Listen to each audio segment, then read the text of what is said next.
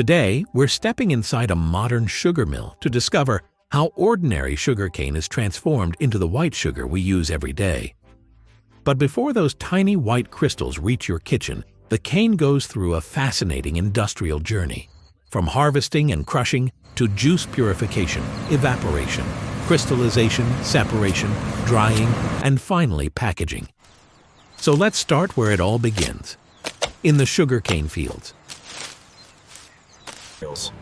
Before a single crystal of sugar reaches the table, the process begins in the field. Mature sugarcane must first be harvested. Once the cane is cut, speed becomes important. Freshly harvested sugarcane is collected and loaded needs. From the farm, the harvested cane begins its journey to the sugar mill. At the plant, every incoming load fungodes. This is where the farm harvest enters the industrial process. The freshly harvested cane is unloaded, inspected. That juice will be cleaned, concentrated, and eventually crystallized into the white sugar we know. Now the agricultural harvest is about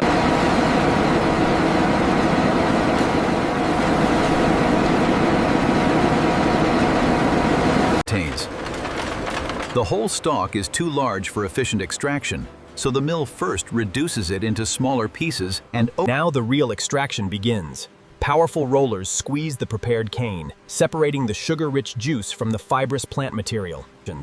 The cane does not give up all of its juice in one pass.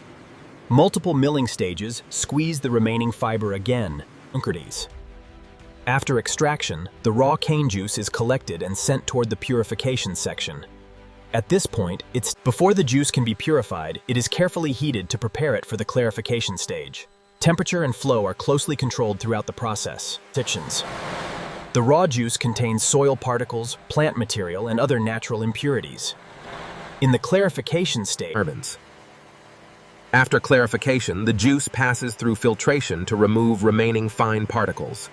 The cleaner the juice, most of the water now needs to be removed. The juice passes through multiple evaporation stages, concentrating the dissolved sugar into a much thicker syrup. This is where the concentrated syrup begins becoming solid sugar.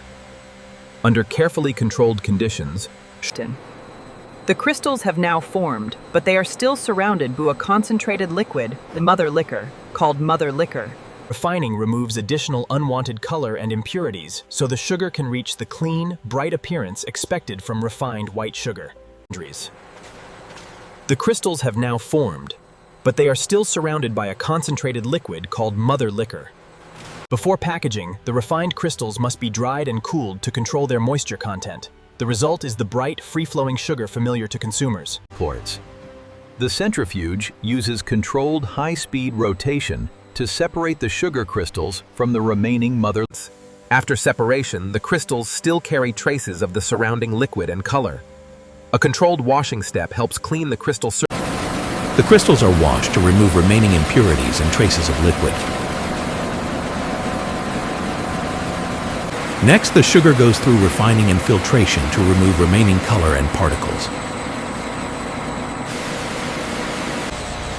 The purified solution is concentrated again, allowing fresh sugar crystals to form. A final centrifuge separates the crystals from the remaining liquid. The sugar is dried, cooled, and prepared for its final stage, packaging.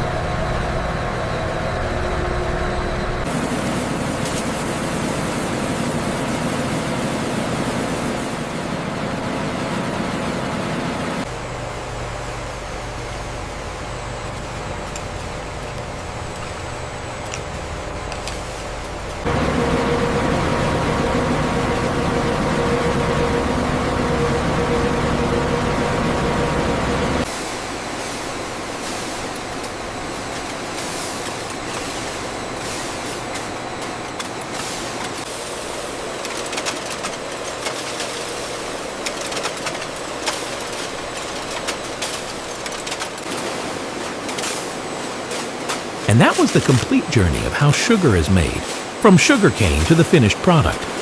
If you enjoyed the video, don't forget to like, comment, and share. Thanks for watching.